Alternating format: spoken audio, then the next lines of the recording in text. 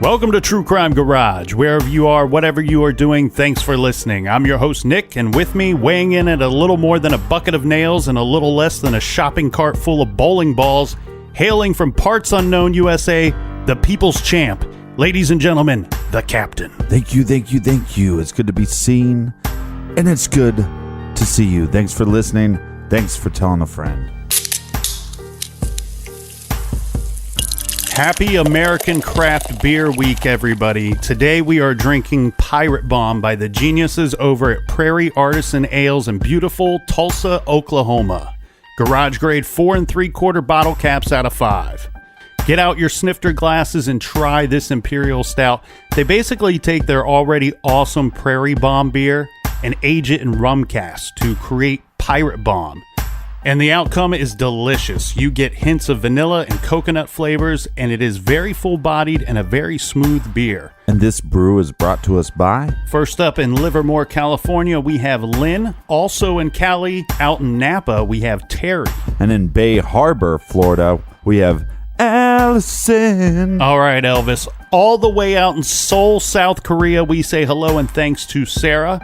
And in our favorite stop, Parts Unknown, we have Marilyn, Vanessa, Jenny, and Jason. And a little announcement for Parts Unknown. If you're going to drop your grandparents off at the bingo hall, please pick them up once they get drunk.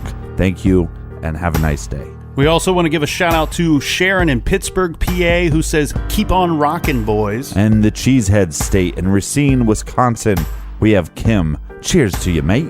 And last but not least, a big thank you to Steven in Ontario, Canada. And we like your jam. We want to thank everybody for helping us out this week. And if you want to buy us around for next week's show, go to truecrimegarage.com and click on that donate button. And you probably want to get this done before you get a swift kick to the grundle. All right, that's enough of the business. Everybody gather around, grab a chair, grab a beer. Let's talk some true crime. This is True Crime Garage, and this is the case of the missing Welch girls.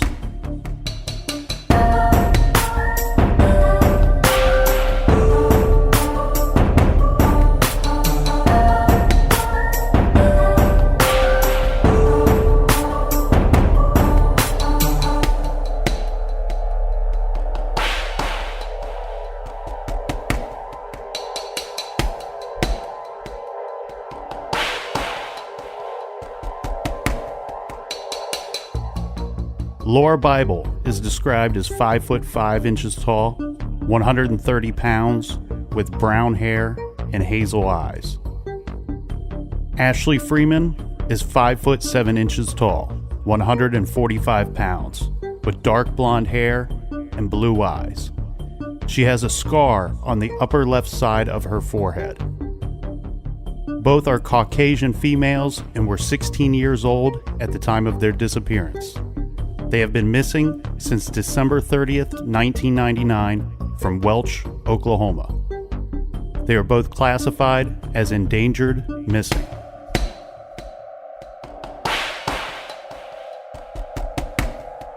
This is True Crime Garage, and this is the case of the missing Welch girls.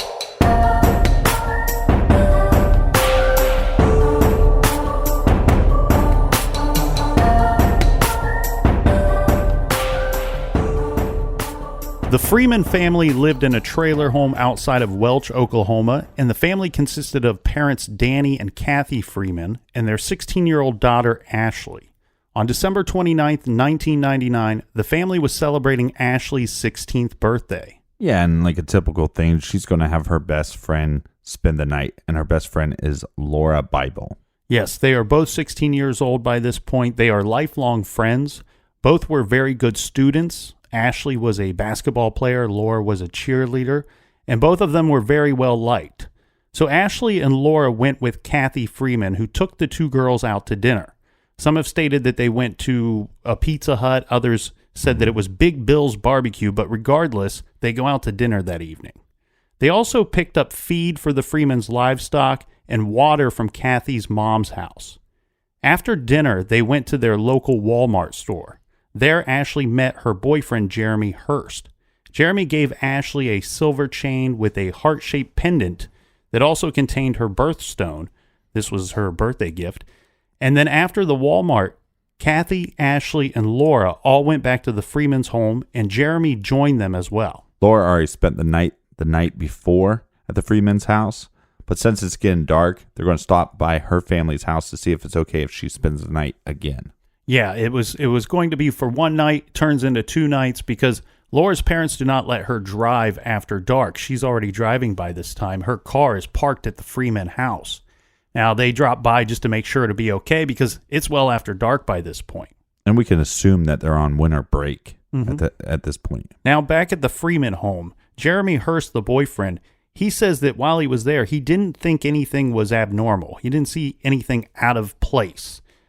He says that he left the Freeman home around 9:30 p.m., but Danny, the father, he had some relatives there at the Freeman home, and one of the relatives said that Jeremy left closer to 10:30 p.m., so about an hour later than Jeremy remembers. Yeah, but as we know with eyewitness accounts, they can be off by a little bit. Both of the girls the next day had things that they had to do. Ashley was going to take her driver's test, and Laura had scheduled a dentist appointment for the following morning. Well, the following morning around 5:30 a.m., a passing motorist reported a fire in the vicinity of the Freeman's trailer. Mm-hmm. When fire and police first responders first showed up to find the trailer ablaze, they put out the fire, and inside on the bed, they found the body of a female. They would learn that this is the body of Kathy Freeman, and they learned that she was not killed by the fire. She had been shot in the head before the fire. So now we have a dead mother, and we have a missing father, and we have the missing 2 teenagers. Yes. Laura and Ashley. The sheriff's department, they're going to start investigating, and they have a theory. They immediately have a theory, and their theory is that Danny Freeman probably lost it, and he shot his wife, he set the trailer on fire, and he took off with both of the 16-year-old girls. No, he was known to have a temper. And he had a few run-ins with the sheriff's department. We'll get to that in a minute. The next day, Laura's parents, Jay and Laureen Bible, they are at the scene of the fire and the murder, and they are looking amongst the rubble for clues regarding the girls' whereabouts. Mm-hmm. They see the Freeman family dog. This is a Rottweiler, so a very big dog. And the dog is kind of laying on a collapsed portion of the trailer. And around the dog, or as some have suggested, underneath of the dog, Jay spots something, and it's clear to Jay that he is looking at the dead body of a man, the body of Danny Freeman. Always been super fascinating to me how in tune with the world and surroundings dogs are. Well, the crazy thing here is that Laura Bible's parents, they could tell that Danny did not die as a result of the fire either, because as they described it, and quote, he did not have anything from the upper teeth all the way to the top of his head. That portion of the face was totally gone. Jesus.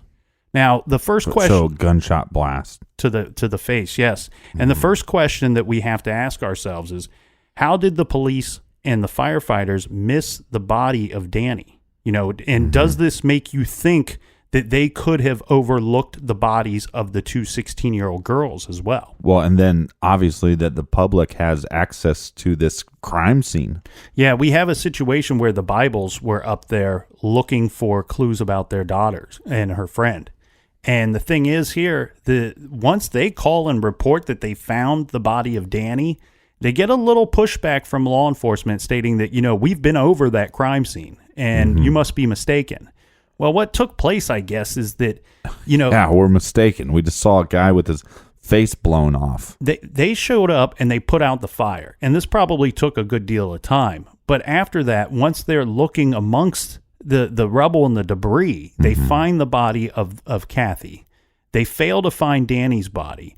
But they leave the crime scene around 5:30 to 6 p.m. that night. Now, keep in mind, it's the winter months, so it's getting dark about that same time. Right. There was a good chance that they may not have found it. Just due to time. Correct. Right. So by the time they get the fire out, you know, the sun is setting and they find the one body. But let's not, jump down law enforcement's throats too quick. Maybe it's like, well, now it's dark. We're just going to stop. We'll start again in the morning. Exactly, but I don't think they planned on starting again in the morning because they released the crime scene. They leave the area. Well, that's an error. That's irresponsible. Yeah. Now the Bibles are up there looking for stuff. They find Danny. But and we're also talking about a very, very small community. Extremely remote area as well. I mean, like 600 people live there. Yeah, so I mean, let's just say under 1,000. We know for sure under 1,000. Mm-hmm. So the Bibles are up there looking, and now once they get pushback from law enforcement wants to take the crime scene back. However, by this point, the Bibles are up there with a bunch of their friends and family that are assisting them looking through the debris. Right. And they're actually lifting up heavy objects, refrigerators, beds. They're looking for anywhere that these girls might have hid and maybe passed away in the fire. Oh, hold up a second. That's definitely not what they're thinking. They're thinking if they died in that house, it's not from a fire. They were murdered, just like the other 2 victims. Well, and they're also freaking out because all of the cars are still there in front of the Freeman home. Right. And we're talking about a big stretch of land too, so there's a lot of area and ground to cover when you're conducting this search. But one thing that I found interesting was that the Bibles had said to law enforcement, all of the cars are still here. Have you checked the vehicles? They claim that law enforcement tells them, no, we haven't checked the vehicles yet. And of course, the Bibles and their family members and friends are there wondering, what kind of search is this? You missed Danny the first day, right? And then you've not even thought to check the vehicles. Could these girls be in the vehicles? Could they be in the trunk of one of these cars? Well, I mean, again, let's not jump down law enforcement too much. Sorry. Because you're there with your friends and family touching all the debris. That's a crime scene. There's 2 murdered victims, and you just contaminated that. So good luck, if you do find somebody responsible, good luck having enough evidence to convict them.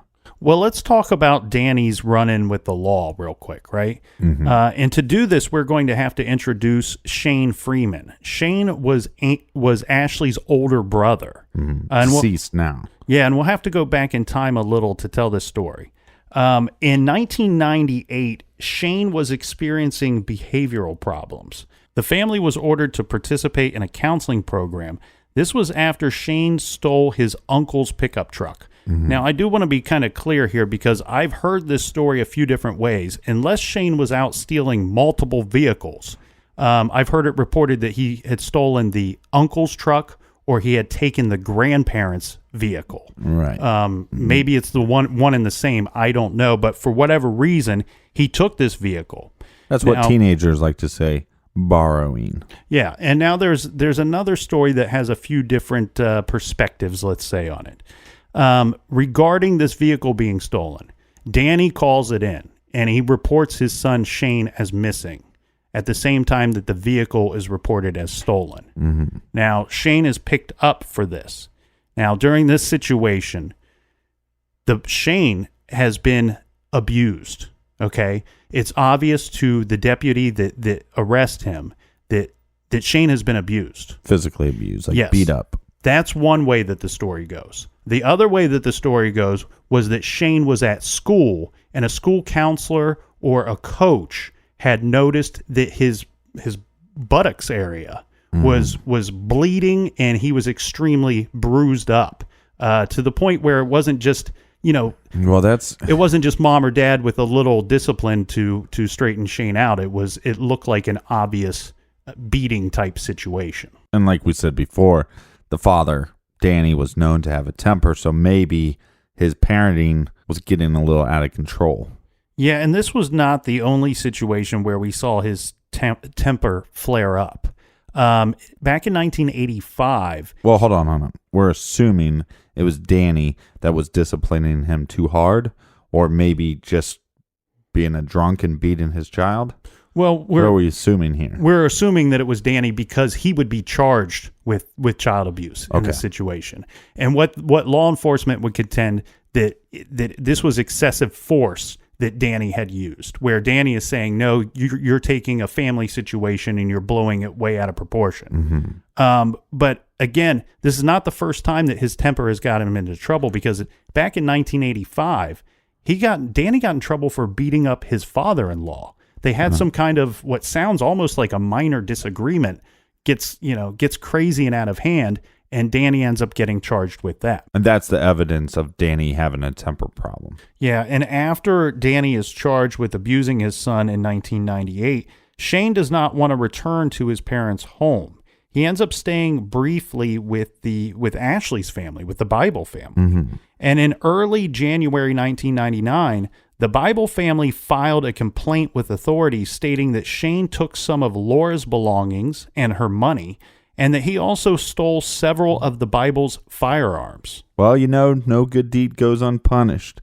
Come to our house, steal our stuff. Yeah, he takes some of Laura's money, he takes the firearms. Now the police are looking for Shane, and he ends up taking another vehicle. This is somebody in the Freeman family. And while he's out on the run, this is very strange. When he takes the other car, mm-hmm. He doesn't steal somebody else's car. He takes one of his own family members' cars. Correct. And while the law enforcement are looking for him, he tries to pull over a female driver. And the female does not believe that this person is a sheriff or a police officer. He's 19 years old. Mm-hmm. He probably doesn't look anything like law enforcement. And she calls 911 and she reports the situation, stating that, there's this guy saying he's law enforcement, mm-hmm. trying to pull me over. I'm not going to pull over. I'm going to drive somewhere where I feel safe before I pull over. Well, interesting too, because cell phones aren't really super popular in 99. And police are already looking for this guy. Mm-hmm. So what ends up happening is the vehicle that he has taken, it eventually breaks down, and law enforcement locate him on the side of a road. When they encounter him, they're doing the traditional things, but keep in mind, Shane's got firearms with him by this point. Right, and they know he does. Yeah, and the report is stolen. He had told some people, friends and whatnot, that he was suicidal and that he was thinking about doing suicide by cop. Well, in this situation... Suicide by cop. Yes. And in this situation, he ends up reaching for the gun. There's two different stories here. One story is that he pulled the gun on the officer. The other story is that he was reaching for the gun. What ends up happening is that the officer shoots Shane and he kills him. And what will be disputed, though, is what was the interaction between the officer and Shane. This is Oklahoma law enforcement officer David Hayes. He shot and killed Shane on January 8th, 1999. Now, the incident was investigated and Hayes' actions were found to be justified. David Hayes acted in self-defense. Mm-hmm. The Freemans believed that Shane was attempting to run away from Hayes at the time of his death. Several of their family members believed that the autopsy results proved that Shane was killed as his back was turned to the officer. Right, so the bullet entry would have been in Shane's back. We can't say that for certain. What we can say is that the family members believed that his back was turned, mm-hmm. that the incident was investigated, and it was ruled to be a justified shooting. Now, this is what's going to bring on this whole kind of thing that's going on between Danny Freeman and law enforcement, mm-hmm. because he believes that his son was murdered by the police. Now, Danny reportedly inquired about the location of David Hayes' residence. This was 1 month after his son was killed. Investigators apparently believed that Danny was planning some kind of revenge against Shane's death. The Freemans claim that several officers' vehicles were parked in front of their trailer after he had inquired about their residence. The way that I've heard that this has gone down was that Danny would go and he would park his vehicle in front of the officer's home. Mm-hmm. And he would kind of follow around his family members from time to time. And this is, mind you, like we said, this is a small town. There's not a lot of people there. Right. These things don't go unnoticed. And so what ends up happening is we have a situation where it looks like Danny might be harassing law enforcement or their families. And then the Freemans believe that in turn, law enforcement starts harassing them by parking their vehicles in front of the Freeman home. Well, right. Go ahead. Obviously that law enforcement they have to protect themselves and they have to protect their family. On the flip side of things, though, Danny just lost his son. Mm-hmm. And even if it was based off his own actions that he, wanted to have suicide by a cop or I'm going to pull out a gun and they're going to shoot me, or maybe he's just going to pull out the gun to shoot at the officer. He lost his son, and so that grief is a lot to deal with. I mean, you shouldn't go around harassing people, but it's like I kind of feel for him on that angle. Now, law enforcement, they start following Danny basically everywhere he's going, maybe looking for any reason to pull him over or give him a citation or arrest him for something. But he believes that he's being harassed by this point, to the point where he informs his brother as well as other family members, stating that if anything ever were to happen to me, look at the sheriff department. They're the ones that are harassing me. And, he also gave a statement that he said to the fact that when he was in some kind of verbal altercation with law enforcement, that they had told him that they could do whatever they wanted to him and Danny's family. There was nothing that they could do to stop them. All right. Well, but this is secondhand. We don't know that this interaction actually took place or those exact words were said. Well, we've all been pulled over by, some jackwagon officer, right? That's just running their mouth, over nothing. So whether or not a police officer was in an altercation, verbal altercation with Danny, and he's saying, hey, we'll do whatever we want. We are the law. Yeah, I am the law. Whatever it is, that doesn't necessarily mean that they are responsible for these deaths. Well, we have this situation, though, here, Captain, where 2 months after the death of Shane, now Danny Freeman, he's got to go on trial for the child abuse charges. And this takes place in March of 1999. The jury they deadlocked on this situation because they asked the judge if they could order Danny to attend counseling rather than to send him to jail or to prison. Right. The judge says, no, you can't do that. This is the sentence. He's either guilty and he's going to face these charges and get sentenced in this way, or he's not guilty. And I think this is a tough thing for the jury to make a call on here, because we got a case where we don't have the number one witness, the kid that was supposedly abused. We don't have him there to testify as to what took place in that situation. And now you have to question a parent's, where's the line when you discipline your child? So what they end up stating is that he's acquitted of these charges because they wanted to send him to counseling, but the judge would not allow it. After the death of Kathy Freeman, her father and mother, they were telling people that, Danny, not only did he have this bad temper, but he was also abusive to his wife and to both of his children. So this leads us to some of the early theories in this case. One of those theories being that after years of physical abuse, Ashley, with the help of her friend, they shoot the parents with one of the parents' own guns, with their guns, and they flee the area. The next theory is very similar to that, but that the two girls left town with two men or boys that may have assisted them in the attack on Ashley's parents. The third theory that we should discuss here is the police killed Danny and then his family and set the fire to destroy evidence. Theory number 4 is that law enforcement wasn't involved and Danny was targeted due to drug activity. Theory number 5 is that the girls were the actual target, that the motivation for the attack was abduction, and that the parents were killed and the fire was set just to simply hide evidence. And the final theory is that someone that knew the family had killed and abducted the girls.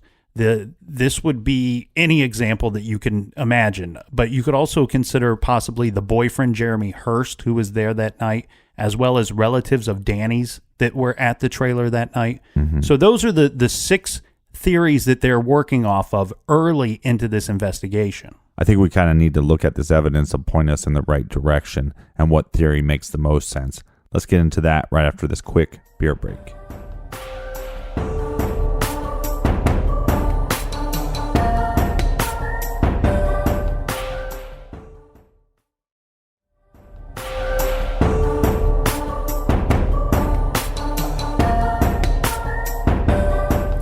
All right, we're back. Cheers, mates. Make sure you support our sponsors because they support us. All right, let's get to this evidence. Yes, so we know that both Danny and Kathy had died of a result of gunshot wounds. Mm-hmm. The medical examiner determined that Danny's right collarbone had been fractured prior to the fatal shot. The coroner also determined that Kathy died approximately 5 a.m. that morning. And of course, investigators believe that the fire was intentionally set in an attempt to destroy evidence of the crimes. Now, regarding the family itself, regarding the Freeman family in their home, Lorraine Bible told reporters that Ashley Freeman had been saving her money to purchase her first vehicle when she turned 16 in December of 1999. Lorraine said that she believed that Ashley had accumulated $1,200 in her savings account. Now, Jeremy Hurst, the boyfriend, said that Ashley actually didn't have a savings account. But Ashley had told him that she had saved between $3,000 and $4,000 for her first vehicle. She was employed part-time at Roscoe's, which is a convenience store in Welch. Jeremy went on to say that she didn't have a bank account, and she kept her money sealed in a Tupperware container in the family's freezer. Authorities were unable to locate any evidence of the cash after the fire. Lorraine stated that Ashley and Danny had been arguing earlier in the month regarding the vehicle. She wanted to purchase a certain vehicle. He had a different one in mind, and they were not agreeing. We've all kind of been there. The teenager has earned their own money. They want to make their own decisions with their money. And, dad is disagreeing with her. Well, some of that could just be telling a tall tale as well. First of all, you're telling your friend's parents, well, I got a savings account. Well, where's the evidence of that? Now that they're missing. And then on top of that, you're telling the boyfriend, well, you got $3,000 to $4,000, which where's the evidence that you had any money? The other thing here too, which I want to kind of talk about this for a little bit because it's very unclear. Now, the authorities at some point disclosed that there were rumors that Ashley had been sexually abused, but they were unable to confirm these rumors. That's why the father. That's why I wanted to talk about this because nowhere does it claim to state by who. Could it have been her father, her brother? Could it have been a family friend or somebody at the school? Right. When you say sexually abused, your imagination wonders immediately who could it be, but we don't have anybody to point the finger at. The other thing I kind of thought about here in this situation was you have a whole, this town of 600 people, and a day goes by where the people of the town, they're under the belief that the father killed the mother, abducted his daughter and her friend. Well, is that long enough? That's got to be long enough for the people in the town to start, talking about these rumors. Well, if he abducted those two girls, he must have been sexually abusing her.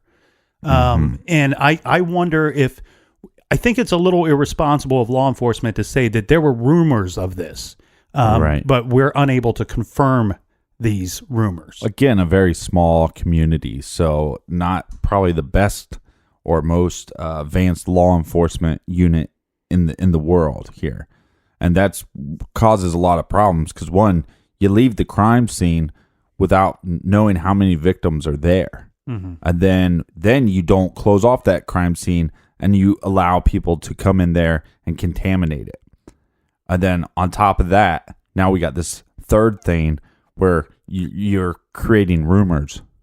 Right, and you're fueling the fire. Really, is what you're doing, and you're creating a motive. And what I'm saying is that the birth of those rumors could very well be that because they didn't discover Danny's body until the following day. Well, and right, but that's if those rumors are established then, or if they're established after. Because if you establish that, there's rumors that she was sexually abused, you're creating a motive on why the girls would want to kill the parents. Mm-hmm. And I feel like whoever's establishing, look, I've said it before, there's been several cases that we covered, and oddly, people will establish alibis. They're creating their own alibi. And when somebody starts creating their own alibi, that to me, that's a sign of guilt, right? Mm-hmm. And so it's odd that on the other side of the spectrum, when people are creating a narrative for motive, for you to look at some other individual. Right. And to me, that's a shade of guilt. So to be clear, what you're saying is that the sheriff's department, by stating that there are rumors of her being sexually abused, that's almost creating an alibi for the sheriff's department, because you're presenting a whole different theory that does not involve the sheriffs having committed any crimes. Correct. Okay. And first of all, it's just very irresponsible that you're stating, well, there's rumors. Don't state rumors. You're the law enforcement. State facts, state evidence. I wish we knew exactly how this went down, and I'll tell you why. Because could it be something as simple as the sheriff's department's being interviewed? They're asked by a reporter, hey, there have been rumors that Ashley was sexually abused. Right. And the sheriff simply says, we have heard those rumors. Right, and that changes the whole... Then you have somebody later going on the record stating that the sheriff's department says that there were rumors of her being sexually abused, when really they're just acknowledging that they have heard those rumors. I see what you're saying with them establishing an alibi. I don't know that it's that for me. Because for me, it seems like there was opportunity if that kind of stuff was going down. With how close Ashley was with Laura, they spoke on the phone all of the time, and it seems to me like Laureen, Laura's mom, seemed to know a lot of what was going on in the Freeman household. Well, she knew what she was told. Mm-hmm. And there was also that mandatory counseling that took place as well regarding the situation with Shane. So what I'm getting at is I think there was opportunity for that to come out, where I feel like these are rumors that were just kind of created by the townspeople during that time period that they felt that she was abducted by her father. And we know how these rumors go, right? It's like the never-ending game of telephone. Now you got 600 people involved, where if I say, you know what, I bet you he was sexually abusing her, and that's why he took her and abducted her. And then 24 hours later, we find out he's dead. Poor Danny, he died too. Right. You know, he was murdered and he was killed too. We know that's not true, but that doesn't immediately put out the fire on those rumors. Well, okay, so answer me these couple questions. One, how did his collarbone get broken? Right. Like, do we know? I mean, is that reported? This case is difficult to cover because it's such a small town and such a small community that there's just not a lot of information as far as it goes on the internet. So because there's multiple ways that could have been broken. I mean, it could have been that collarbone could have been broken. It's not too difficult to break a collarbone. No, it could be broke by a fist. It could be a butt of a shotgun. And then what is the evidence that points of what kind of guns were they killed with? Right. Well, the law enforcement has not disclosed what kind of gun they were shot with. Of course. They've held that back, as well as they have admitted that there was an accelerant used to start the fire. This wasn't an accidental fire that happened after the fact. Mm-hmm. They know that an accelerant was used, but they've also not stated what in fact that was. Now, the thing here is, if you were to be considering that the girls did it or were involved in it, we have a situation where the Freemans, they had a lot of firearms in that home. They could have, under that situation or scenario, they could have been killed with one of their own firearms. Well, and the other problem there is they're avid hunters. And the gun laws were different also back then. So how many guns were in the house that weren't registered? I mean, there'd be no way of knowing because the two people that would know, they're dead. Yeah. So if there was a shotgun missing, we wouldn't know. So if you get the ballistics, right? If you're trying to test to confirm if they were killed with one of their own firearms, you wouldn't be able, if that firearm was not found in that home, you couldn't confirm that one of their own firearms were used, because you would assume that if you didn't find it, that it was either taken from the scene or that the perpetrators brought their own firearms with them. Let's talk about the Freeman, the house real quick. Okay. So the Freeman's trailer, it did not have running water. It was primarily heated by a wood burning stove that was located in the living room. The family, as you had said, was described as avid hunters, and outdoor enthusiasts who enjoyed living in a remote location. This was a very remote location. The trailer was equipped with a telephone and electricity. There were numerous firearms stockpiled inside the home, and Ashley assisted with hunting food. The family would go out and sometimes hunt their own food. Mm-hmm. Danny enjoyed walking outside on their property behind the mobile home.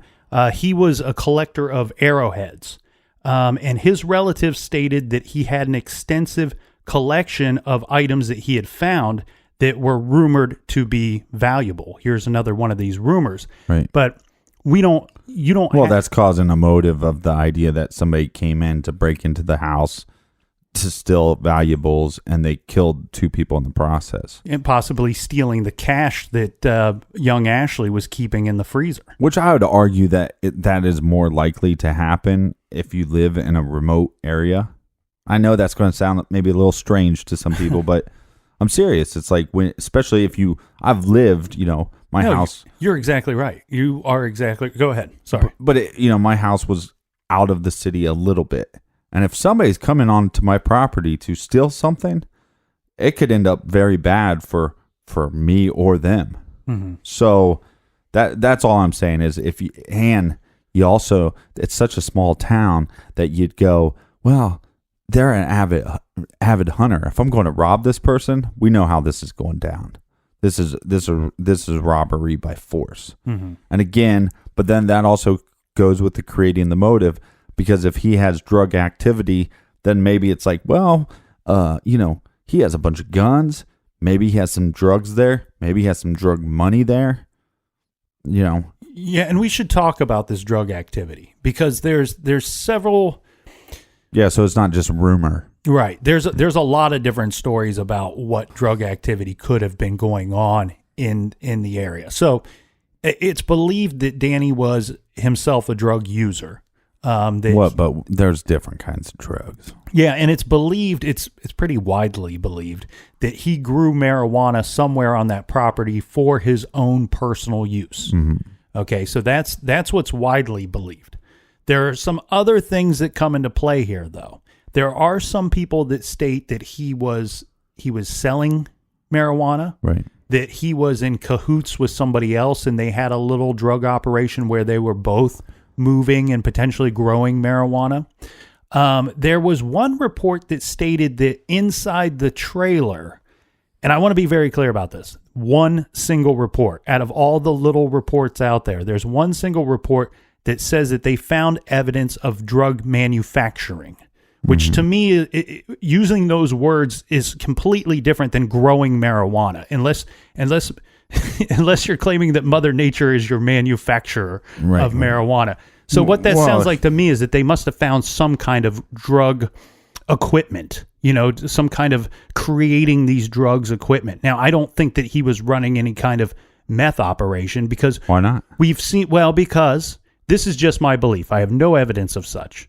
But we have seen where certain people will use certain terminology and certain words, and then when you dig down deep and you find out exactly what they're talking about, well, they've kind of stretched it a bit, right? They've kind of embellished a little bit, where evidence of drug manufacturing could be something as simple as that they found a small digital scale somewhere in the trailer that might not have had anything to do with drugs at all. But right, I get your point. See where I'm going with this? If you find a digital scale and you find a stack of baggies, that doesn't necessarily mean that I'm manufacturing drugs. Well, right, but they could be used for pot as well. Look, if you're growing your own pot to smoke it, I got nothing against you. And if you have a little extra and you're selling a baggie here or there to your buddy, that's not, to me, that's not, you're not a drug dealer. You're just kind of helping out your buddies. That's not like drug operation. But one report. Now, let's go. Let's dive into this a little bit because it's 1999. This is not a wide, it's not this epidemic like it is now. Heroin and crystal meth and all that stuff in these rural areas. Now it's killing the country. So maybe there's only one report because a lot of that crystal meth stuff is kind of household items, and you might not really know what it was. That's true. Yep. Also, accelerant. Well, this stuff is very flammable. So was that what was used for the accelerant? It's almost like because of the lack of evidence or the lack of them collecting the evidence or the lack of them presenting the evidence to the public, it just becomes more question after more question, and we can speculate on that all day. But to me, a family that's not doing so well financially wants to move out to the country, which is nothing wrong with that. But maybe the father was also using this as an opportunity to make ends meet. Yeah. Like, we're going to move out onto some land into this trailer, but because we're doing that, I'm going to have some job opportunities, and that's going to be drug activity. Yeah, and Kathy was the breadwinner. She had a good job. Danny, from my understanding, was often unemployed, usually between jobs. And like you said, maybe selling a little dope here or there was a way to make up for that. Well, this is what I find. Okay, first, you're the breadwinner. You're the mom. This guy has a shitty temper, and we know that he's abusive to your son. So chances are he's abusive to you. Just leave. You know what I mean? Find somebody else. And I understand you're in a town of 600 people, but move to another town. Yeah, they were originally from the neighboring town, which had like over 6,000 people in it. I believe they moved there just a few years before this whole incident went down.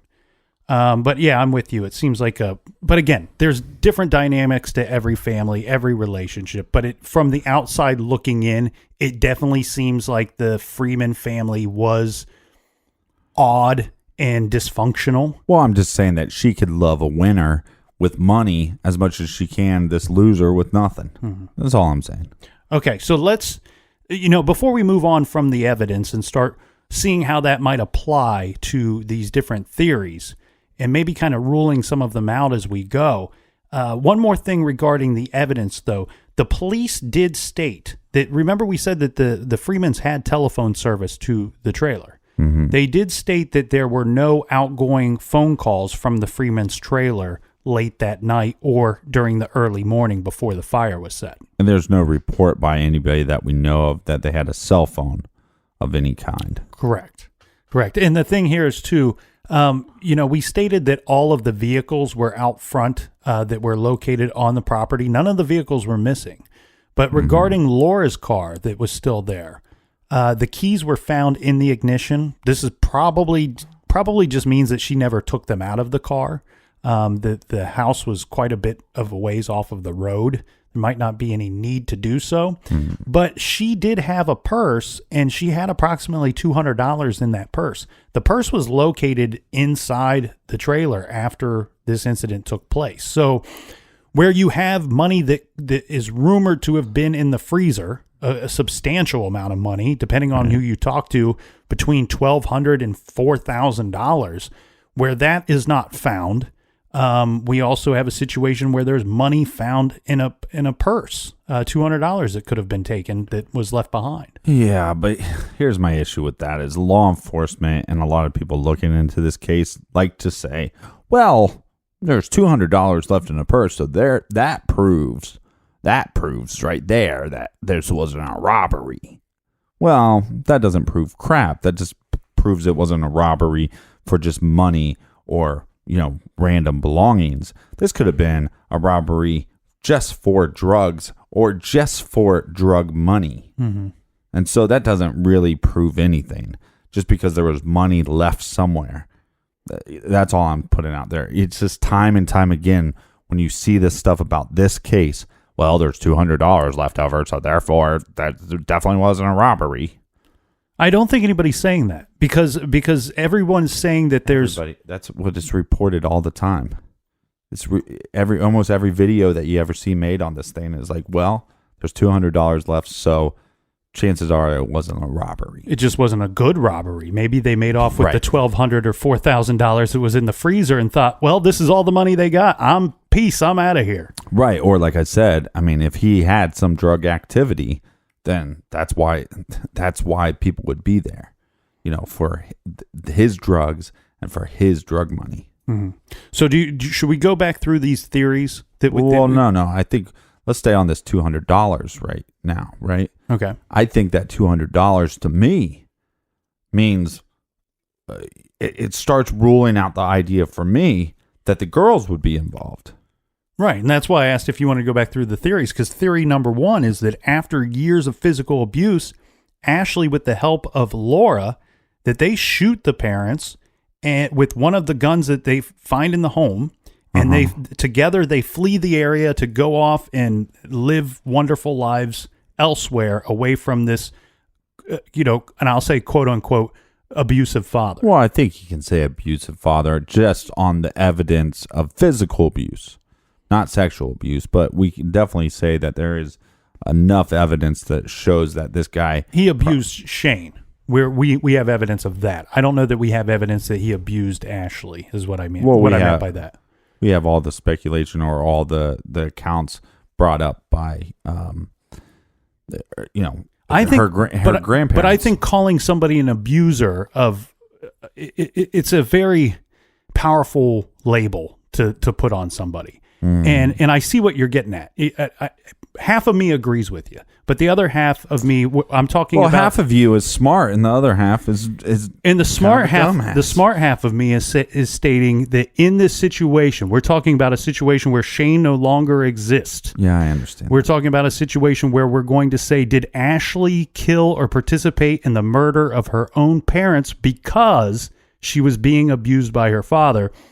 Is a very powerful statement. And I don't think that speculation would point me in that direction strong enough for me to believe that. I would want hardcore evidence that he was, in fact, abusing specifically Ashley. Okay, so what's your long-winded point? My long-winded point here is that I don't know why the smart half of me cannot fix the creak in this chair that I'm sitting on every time I move. So I apologize to everybody out there if you're hearing weird noises. It's coming, me. It's coming from his ass. That's where the creak noise is coming from. That area. So I didn't have a long-winded point. I think you got me upset because we're calling him a specific abuse. But regarding this theory. So what do you think here? This first theory. Yeah, right. Mm-hmm.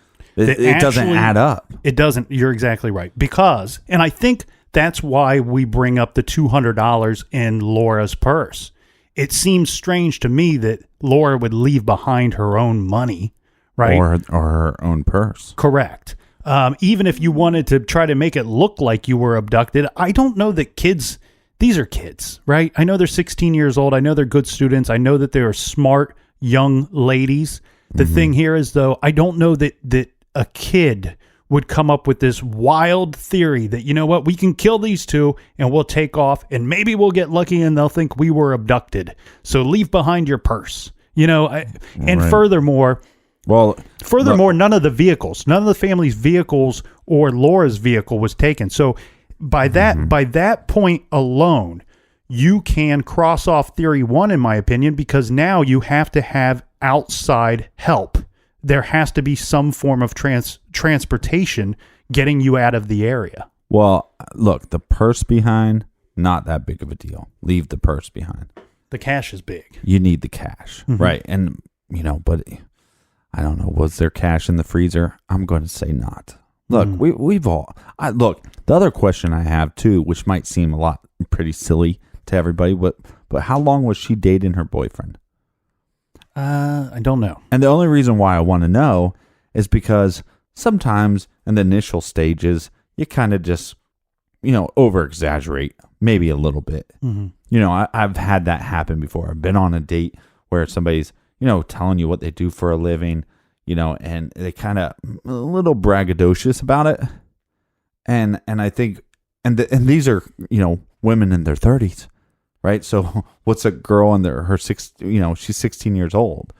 Oh, I'm going to get a car. Well, what kind of car are you going to get? Well, I'm going to get a nice one because, well, how do you got money for that? Well, I got a couple thousand saved up. I got some cold hard cash in the freezer. Right. The thing here is, though, Captain, okay, so I want to kind of present something that I was thinking about the other day. What if I were to think that maybe Ashley killed her parents? Could the tipping point or could the trigger moment, could that have been if she came home and discovered that all of her hard-earned money that she had saved and saved and saved for her very first car, that her father had taken it from the freezer and went off and did something with the money? Yeah. Look, I see that. Again, then you're going to drag your friend into this. Mm-hmm. And we're going on how many years now? Well, it's been 16 years, yeah. So 16 years you've been in hiding and your friend hasn't came forward. No, and the other thing too is I think if it was based on the abuse, right? Mm-hmm. Then here's what would happen. Or this is my speculation. You're overcome with whatever, an embarrassment or whatever you're feeling, rage, that your father would be abusive towards you sexually or physically, and you've had enough, and I'm not going to take it anymore, and you snap and shoot your father. Mm-hmm. How does that go on to shooting your mother? Right. And then on top of that, then you have to light your house on fire? I mean, other than you're covering up one murder with another. Yeah, but I think for somebody that, by all accounts, was a good kid, right? Had something to live for, was progressing in her own life, didn't seem like she had many problems. She's celebrating a happy time. 16 is a great time. You're going to get your freedom. You're going to get your independence, more independence. 16 is a good time. So to snap, and then on top of that, then you have to have a friend going along with this, and she's going to drop everything that's going on in her life, and she's 16 and has a bunch to live for, so she can just help you out now. That's, it doesn't seem too likely. Well, and then when you run away, you're going to forget the $200. Right. And I think that's what does it. All those things that you said, plus the other fact that they didn't take a vehicle and they left the $200. You wouldn't do that. You wouldn't leave behind a car. You wouldn't leave behind additional funds when you're planning on starting a whole new life elsewhere because you got to run from these murders you committed. Yeah. And just like the captain was stating, there is nothing in the background of either of these two young ladies. These were smart young ladies, honor students. They were good. They, worked. It sounds to me like Laura Bible's family life was probably much different than Ashley Freeman's family life. It does sound to me, though, that Ashley Freeman was very close with her mother. Uh-huh. Even if she hated her home life or hated her father, she only had 2 more years to go to be out of that house. And I just don't see anything in their background to point toward them having committed this and taken off. Yeah, because, we don't know what kind of gun they were shot with. The thing that points towards them is that half the dude's face was missing. And to me, that would be a shotgun blast. And to me, a shotgun or a rifle would be something, if she was going to use something, I would assume that she would use something that she's more familiar with. Mm-hmm. And I'm, again, just also assuming that she'd be more familiar with a rifle based on hunting. But then you have to have the cojones. You got to be one bad hombre. And I also shoot your father in the face with a rifle. And keep in mind, his collarbone was broken. This almost points towards some kind of scuffle before he shot. Where I would think, if you're this situation, if you're going to shoot your parents, you're going to walk into their bedroom in the middle of the night and shoot them in their sleep. That's typically how these things go down. It wouldn't lead to some kind of altercation. So I think you can scratch off the first theory, that the two girls did it themselves and took off on their own. And that kind of helps us scratch off theory number 2 as well, because it's basically the same theory, but that they had the assistance of 1 or 2 men or 1 or 2 boys that may have assisted in the attacks, and that they left town with this person or persons. What's your gut feeling on the boyfriend? I mean, look, you know, he claims he left at 9:30. A lot of other people say, well, it's probably at 10:30. That doesn't bother me either way. No. You know, if you're off a little bit, we're not talking about a detail. There was people there afterwards. Right. So to me, that little detail is not, you know, he's not being nefarious and trying to, you know, cover his ass, you know, but what's your gut feeling on this guy? So Jeremy Hurst, my gut feeling is I like him. I don't like him. I don't like him. I don't like him as a suspect. Well, Okay, right. I don't even know if he's attractive or not. But the thing here is, Captain, first of all, like you said, doesn't bother me that he's off approximately an hour on his time, because the other dude that said he stayed later could be off on his time. Right. What I think we have is a situation where he reports that he left their home at such and such time. He's a child. He's under 18. He goes straight home to his parents' house. His time is probably accounted for. That's what I'm getting at. Right. His time between, and it's a small window. It's not like these people, this crime happened sometime in the week of this. No, this crime happened sometime between, let's say, 10:30 p.m. and we believe the mom was killed at 5 a.m. the next morning. Right. So it's a small window. I believe his time was easily accounted for during the course of that time. And on top of this is going to seem kind of strange, but I'm going to say it anyway. Go for it. The birthday gift that he purchased for his girlfriend, you know, we all love that young love, right? That's great. Those high school romances that you have. His birthday. Watch where you're going with this. His birthday. Well, I was in high school when once. you were in high school. Yes. Look, high school romancers are okay when you're in high school. I no longer participate in high school romances. Very good. But to me, I want to need you around, Colonel. And I'm playing to the ladies now. Okay. Okay, ladies. Hey, how you doing? Jeremy's birthday gift to his young girlfriend seems to me to be well thought out. That he didn't cut any corners on this birthday gift. And what I mean by that, what did we say it was? A silver chain with a heart-shaped pendant that also contained her birthstone. Let me tell you, men as a whole, sorry, men. Now I'm playing against the men. Sorry, men. Especially when men are 16, 17, 18 years old. We do not know what birthstone you have, depending on what month you're. What I'm getting at is, I think he put in good effort. Right. He put together a thoughtful gift. That tells me that I think he truly cared for that young girl, and that I think that because of such, he wouldn't do anything to harm her family or harm her. Yeah, but if he really cared about her that much, maybe he would harm the family and help her cover it up. I don't know. But then he stays in town. He doesn't leave with this young girl that he's. Men have done some strange things for ladies before. But you point out a good reason why I think that theory number 2 can be scratched off as well, because okay, if they had the assistance of a boy or boys or a couple of men or whatever, where and who are these men and boys?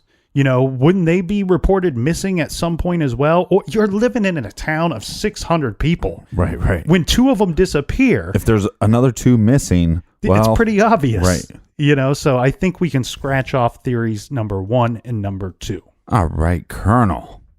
Way to scratch off some theories. I'm not the Colonel. I hold no rank anywhere. It's the Captain and the Colonel show. I'm Nick. We're changing the name of the show to the Captain and the Colonel True Crime Garage. Anyways, thanks for listening. And we're going to have to get to these theories. And there's some suspects that are going to come up in this next episode. Plus, we need to get your chair fixed because I'm tired of hearing your butt squeak. Thanks for listening. Thanks for telling a friend. Thanks for sharing on social media. And until next time, be good, be kind, and don't litter.